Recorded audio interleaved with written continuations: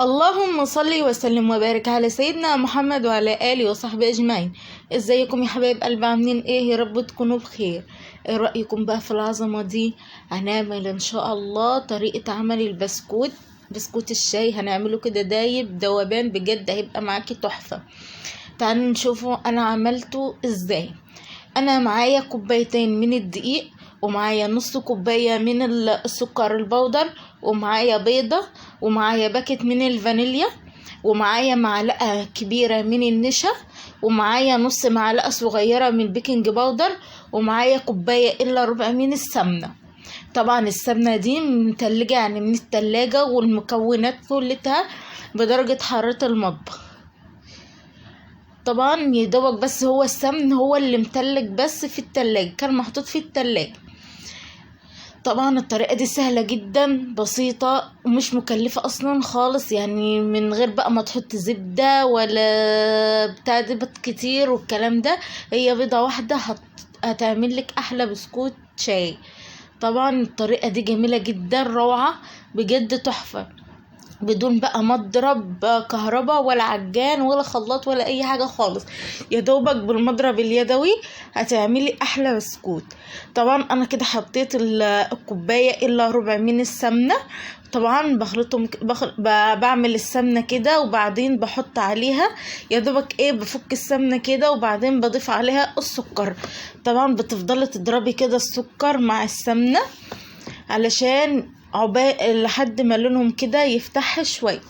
تفضلي كده تضربوهم بايدك. طبعا الطريقه دي سهله جدا. طبعا انت لو ما عندكيش برضو مضرب يدوي ممكن تعمليها بايديكي. اديكي زي ما انتوا شايفين كده، اديني ضربت السمنه مع السكر كويس جدا. جبت بقى بيضه، وبعدين كده حطيتها كده في طبق علشان اضيفها على الخليط بتاعنا. طبعا ادي السمنه وادي السكر، شوفوا لونه مفتاح ازاي. بجد الطريقه دي سهله جدا وبجد تحفه، وما فيهاش اي كده ما فيهاش كده مكونات كتير. يا دوبك بس السمنه وسكر ودقيق وبيضه وبودر والنشا. الطريقه دي سهله جدا، اقتصاديه بجد، هتاكلي احلى بسكوت شاي، هيبقى معاكي تحفه جدا.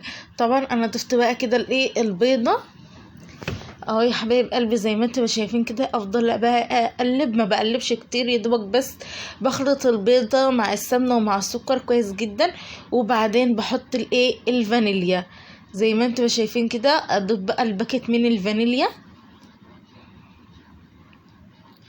اهو يا حبايب قلبي. اقلب بقى كده زي ما انتوا شايفين، بفضل اقلب كده لحد علشان يبقى معايا البسكوت هش وبجد يبقى تحفه. طبعا انا سبت كده شويه من الدقيق، انا هضيفهم بس انا سبتهم عقبال ما اشوف العجينه. حطيت بقى كده المعلقه الصغيره، النص معلقه من البودر، نص معلقه صغيره من البودر، ومعلقه كبيره من النشا. طبعا انا بقى في المرحله دي مش هستخدم المضرب اليدوي، هستخدم بقى ايدي علشان الم كده البسكوت، علشان اعرف البسكوت اذا كان محتاج دقيق تاني ولا مش محتاج. طبعا اهو زي ما انتوا شايفين كده. طبعا العجينه لسه طريه قوي، فانا هحط كمان شويه من الدقيق. طبعا دول الكوبايتين الدقيق، فخدت منهم كده شويه عقبال ما الم العجينه، وبعدين اضيف الباقي. نقلب بقى كده يا حبايب قلبي. طبعا ازاي اعرف ان العجينه كويسه؟ لما القى اتلمت معايا، يعني مفيش في البوله كده، البوله بتاعتنا ما فيهاش كده من العجين، كلها معموله في حته واحده. يا حبايب قلبي كده فاض معلقه من الدقيق، المعلقه دي اللي احنا حطينا بيها النشا، فاهميني؟ يعني مثلا انا جبت كوبايتين من الدقيق، فكوبايتين شلت منهم معلقه زي ما انتم شايفين كده، يا دوب المعلقه اللي فاضت واستبدلتها بمعلقه النشا. يعني انا شلت معلقه من الدقيق وحطيت عليهم معلقه من النشا يا حبايب قلبي. اهو زي ما انتم شايفين ادي المعلقه، يا دوبك معلقه الدقيق. ادي كده شوفوا البسكوت شكله جميل ازاي بعد ما اتعجن. تعالوا بقى ايه نعمله كده اللهم صل وسلم وبارك على سيدنا محمد. تعالوا بقى نشكله معانا. طبعا انا جبت كده بتاعت البسكوت عادي خالص، انتي عاوزه بقى دي التشكيله، يعني انتي عاوزاه كبير صغير متوسط، دي طبعا حاجه براحتك انتي.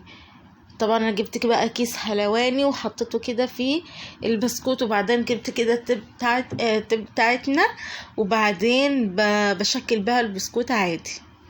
تشكلي طبعا التشكيل ده اذواق، يعني التشكيل ده براحتك انتي، كبير صغير متوسط، اي الحجم اللي انت عاوزاه اعمليه.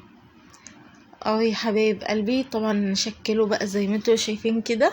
وطبعا انا مسخنه الفرن. بصراحه انا بحب اسوي البسكوت على نار هاديه، بيديني لون حلو، بيخلي لي كده طعمه بجد في منتهى الروعه، يعني بيديني كده لون حلو ويبقى مقرمش كده معايا ودايب في نفس الوقت، وبيبقى بجد تحفه. بحب كده انا اسوي البسكوت على نار هاديه. طبعا انا سايبه طبعا الفرن على نار هاديه، سايباه يسخن على نار هاديه. بحب كده اسوي البسكوت او البيديفور او الكحك، بحب كده اسويهم على نار هاديه خالص عشان يديني كده لون لون حلو، ويديني كده شكل روعه، والطعم كمان بيبقى احلى. يا حبيب قلبي بنشكل زي ما انتوا شايفين كده. طبعا الطريقة دي جميلة جدا، اسهل طريقة لعمل البسكوت، بجد طريقة سهلة جدا وبجد روعة. ادي البسكوت بعد ما شكلته، طبعا لسه محطتوش في الفرن، بس هو شكله كده بعد ما شكلته.